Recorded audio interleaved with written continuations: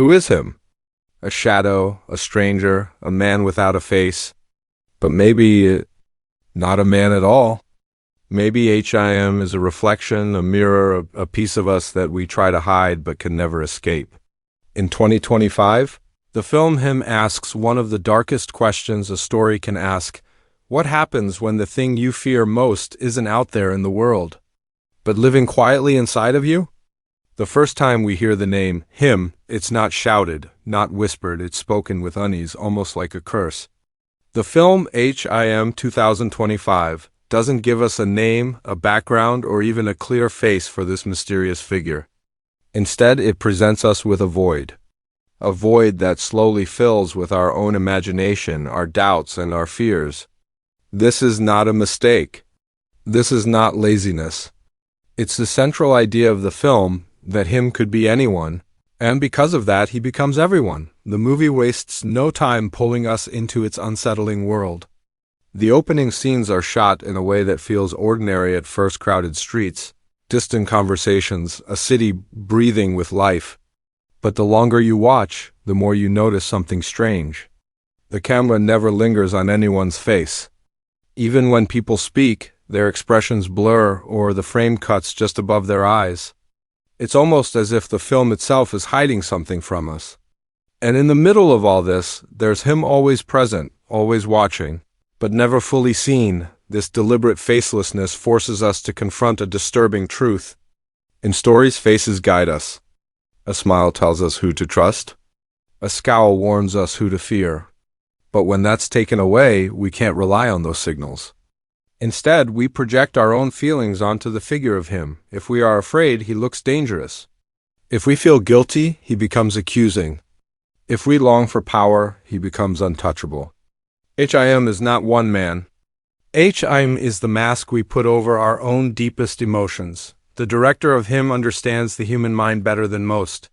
When we watch movies, we look for answers, for clarity. But HIM 2025 denies us that comfort. It doesn't give us what we want, it gives us what we avoid. Think about the very idea of facelessness. In real life, it unsettles us. Masks, shadows, blurred figures, they all make us nervous because we can't control what we can't define. The film weaponizes this instinct, keeping us trapped in that discomfort from beginning to end. But what makes this introduction so powerful is not just what we see on the screen, it's what we feel. From the very first minute, we are no longer just watching a story unfold. We're part of it. The faceless figure isn't distant. It hovers, lingers, presses down on us. The movie makes sure we can't escape the sensation that Him is closer than we think, maybe even behind us, or worse, within us. And this is why the story of HIM works on more than just a surface level. On the outside, it's a mystery, a thriller about a figure who seems to slip through society unnoticed yet unforgettable. But at its core, it's a story about reflection. What happens when you strip away the distractions of identity and face the raw shape of fear, guilt, and desire? That's what HIM represents. Not a villain, not a hero, but a vessel, an empty space that waits for us to fill it, whether we like it or not. As the introduction ends, the camera lingers on a mirror in a dimly lit room. But the mirror doesn't reflect a person, it reflects only darkness, an endless stretch of black where a face should be. That's when it becomes clear, this isn't just a movie character. This is a challenge. A question posed directly to the audience. What do you see when you look into HIM? That's the brilliance of the introduction. It doesn't invite us in gently, it drags us into a space of uncertainty, of unease, where the very act of watching becomes personal. And that's why HIM 2025 is unlike any other film this year. It doesn't just want us to watch. It wants us to confront, to wrestle with questions we don't usually dare to ask. And by the end of that opening, one truth is already clear. Him is not just in the story. Him is in us. The story of HIM 2025 begins quietly, almost too quietly. No epic explosion. No dramatic chase. Just the faint hum of a city going about its daily routine. But hidden in that routine is a presence. Someone, something that doesn't quite fit. That presence is him. At first, he is just an observer, drifting through crowded streets, slipping unnoticed into public spaces, always in the background, yet impossible to ignore once you know he is there. The first act of the film follows a nameless woman, credited only as the witness. She lives in a gray apartment tower where windows look more like screens than gateways to the world. Her life is monotonous, predictable until she starts noticing him. He is never introduced directly. Instead, she sees a blur of movement in a reflection or a shadow lingering too long at the corner of her hallway. The camera never lets us see his face, and neither does she. But the way she reacts tells us everything. Fear mixed with recognition, as though she's seen him before but cannot place when or where. From there, the plot begins to coil tighter. Each encounter with him seems to erode her sense of reality. She begins to hear faint whispers when she's alone.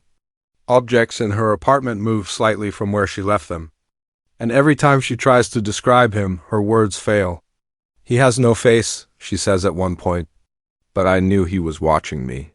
That's when the audience starts to understand. Him is not just a stranger, he is tied to her memory, her guilt, or perhaps her imagination. The second act takes us deeper into the labyrinth. The witness attempts to seek help first from neighbors, then from the authorities, but each conversation collapses. No one believes her because no one else sees him the way she does. To them, he is just a passerby, a shadow, or nothing at all. The brilliance of the film lies here, the ambiguity. Is him real, or is he a projection of her fractured mind? The more she searches for answers, the more her world unravels. Even her own reflection begins to betray her, showing brief glimpses of him standing behind her when she looks in the mirror. In one chilling sequence, she follows him through a subway tunnel. The sound design amplifies every footstep, every flicker of the overhead lights, until the screen itself feels suffocating. She chases him, but every time she turns a corner, she finds only empty space. It's a pursuit without end, like chasing a memory that won't solidify. And then silence. The tunnel swallows her in darkness, and him vanishes once again. This is where the movie begins to shift from psychological thriller into something more symbolic. By the third act, the witness is no longer simply running from him, she is drawn to him. Her fear transforms into obsession. She scours her old journals, her childhood photographs, even grainy home videos. The shocking discovery? Him is always there. In the background of a birthday photo. In the reflection of a school window. In the edges of her dreams. The audience realizes with her that him has always been part of her story. Hiding in plain sight, the climax arrives in a dimly lit room filled with mirrors. She finally confronts him, or what appears to be him, but every time she tries to look at his face, the reflection shifts. Sometimes it's blurred. Sometimes it's her own. Sometimes it's an endless void. In a moment of desperation, she asks, "Who are you?" And the answer comes not from him, but from her own mouth. "I am." The resolution leaves us with no clean answers. Him never reveals his identity. No villain is defeated, no hero triumphs. Instead, the witness collapses into silence, staring into a mirror that reflects nothing but blackness. The final shot pulls back, showing Him still standing behind her, faceless, eternal, and waiting. This ending forces the audience to confront a terrifying idea. Him cannot be defeated because Him was never outside of us. He was always inside, shaped by fear, memory, and guilt. And once you've seen him, you can never unsee him. That's the brilliance of Him 2025. The story is not about solving a mystery, it's about living with one. Asterisk. Every great film hides its sharpest truths behind symbols, and Him 2025 is no exception. On the surface, it looks like a haunting story about a faceless figure stalking a woman's life. But underneath, the movie is a mirror pointing not at Him, but at us. To truly understand it, we need to strip away the mystery and look at the hidden themes buried in the silence. Shadows and reflections. The first and most striking theme is identity and anonymity. Him has no face, no name, no origin. In a world that constantly asks us to define ourselves online, at work, in society, Him represents the fear of being unrecognizable. Or worse, the fear of being completely forgotten. The faceless figure becomes a symbol of modern alienation. We live in an age where faces are scanned by machines, tracked by cameras, uploaded to networks. Yet the more we are recognized by technology, the less we seem to recognize ourselves. HIM embodies that paradox, always visible, but never truly known. Then there's the theme of guilt and suppressed memory. The witness doesn't just see him, she remembers him, even though she can't explain why. This suggests that him may not be a stranger at all, but a manifestation of her hidden past. Every shadow he casts, every whisper she hears, could be a piece of her conscience trying to surface.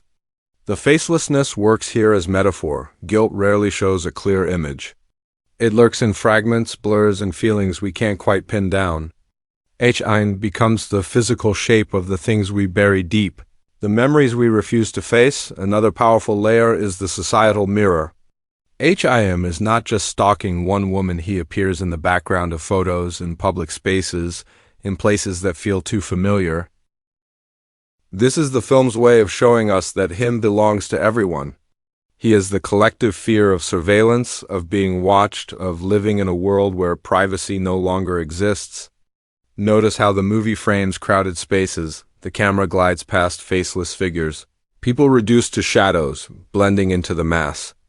HIM is the culmination of this erasure, one figure who represents the loss of individuality in a society that no longer values personal identity. The film also carries religious and philosophical undertones. HIM could be interpreted as a godlike figure, omnipresent, invisible, beyond human definition. Or he could be read as a devilish one, a tempter, a haunting force that feeds on fear. But the most unsettling interpretation is that him is neither. He is the void itself, the absence of definition. This aligns with existential philosophy, the idea that humans struggle endlessly to create meaning in a universe that offers none.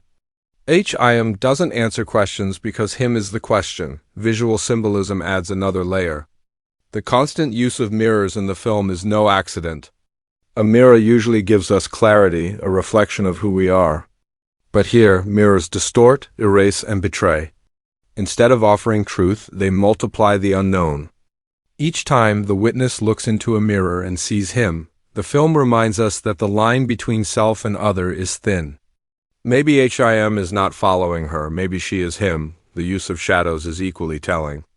Shadows suggest presence, but also absence. They prove something exists, but they hide what that something really is. Sometimes shadow often appears larger than his body, stretching unnaturally across walls and ceilings.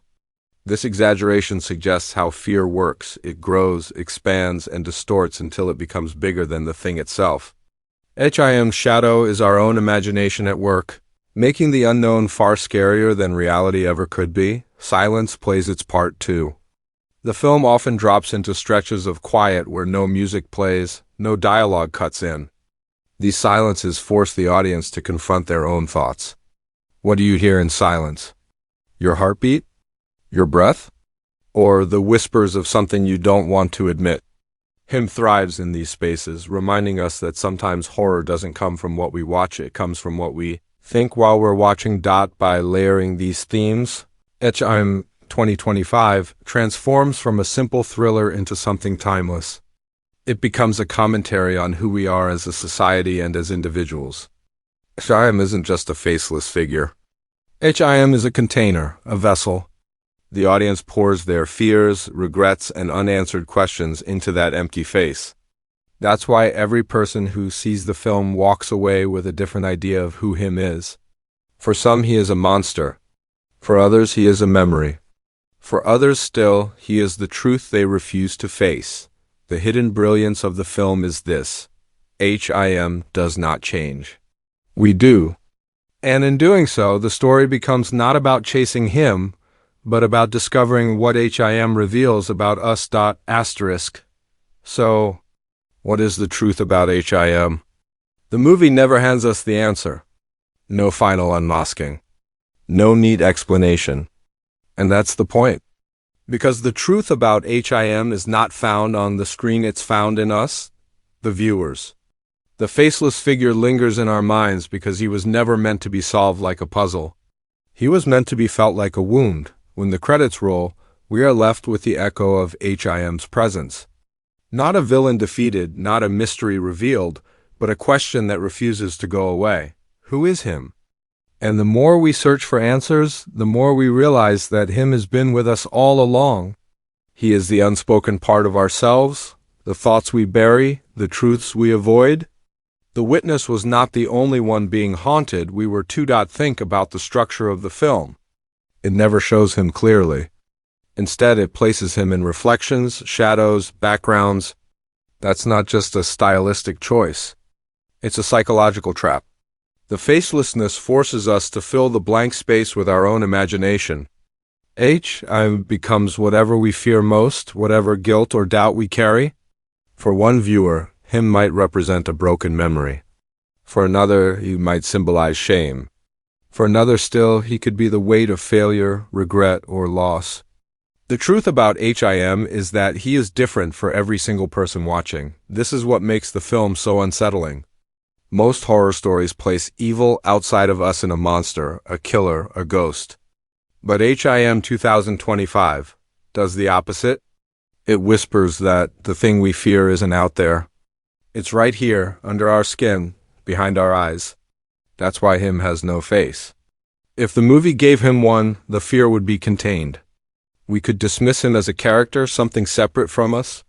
But by refusing to define him, the movie makes him infinite. Facelessness is not emptiness. It's a mirror waiting for us to project ourselves onto it. There's also a deeper layer in how HIM connects to time.